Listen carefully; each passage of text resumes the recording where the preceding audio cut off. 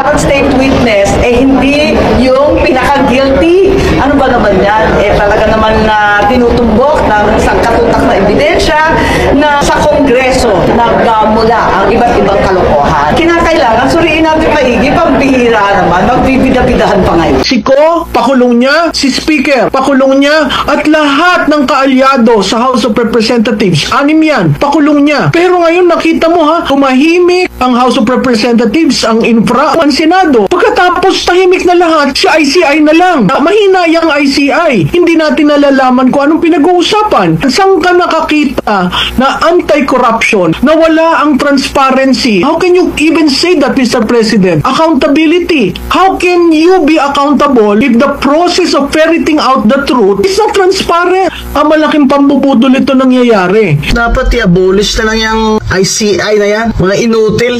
Wala daw silang makita. Nasa mukha nyo na. Kakagatin na kayo. Wala pa rin kayo makita. Kasi yung utos sa inyo ni BBM, si Saldi ko lang kasuhan nyo. Hindi nyo pwedeng kasuhan ng pinsan niya si Martin Luther King. You think we're stupid? What kind of investigation are you doing there? And the people have lost trust in your independence? You're useless. This ICI is just cosmetic. Utang ka ng utang, BBM. Utang na loob. Tapos kinukurakot lang ninyo ng pinsan mo. Huwag ka maghugas ng kamay na hindi ka kasali dito, BBM. Dahil ikaw ang nagpirma. Budget mo yun. 2025 budget na puno na lahat ng ghost projects at infra na sa kahayupan nyo, mga congressman at congresswoman na ganid kayo.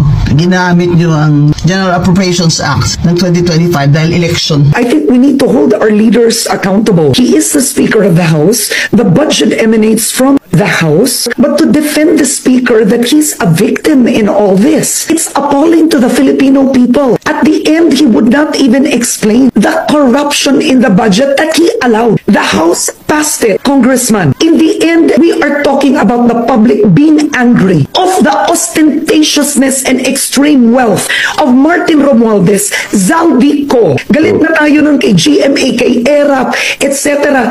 This is a whole other level of alleged corruption. As a leader, this is inexcusable. Parang biktima pa siya na ang bait niya, gusto niyang tumabi. Basag na po yung pula. Tumagos na kay Martin Romualdez. Hindi na maiiwasan yung pilit nilang iniiwasan. Yung mabanggit paulit-ulit sa pananagutan at kinalaman ni dating Speaker Martin Romualdez sa malawakang kurakutan, talamak na nakawan at garapalang pagnanakaw ng pera nating mga Pilipino. Sinisingil na po si Martin Romualdez ng kanyang pagmamalabis sa kanyang kapangyarihan. Ito po nagsimula ang problema sa pamumuno ng magpinsan na si Bongbong Marcos at si Martin Romualdez. Sa tingin po ninyo, attorney, may halong political strategy itong plano pong gawing state witness umano, itong Speaker Martin Romualdez? Lahat ito politika talaga. Politika yung ginawa nila laban kay Tatay Digong, politika yung ginawa nila kay VP Sara, politika rin ang ginagawa nila rito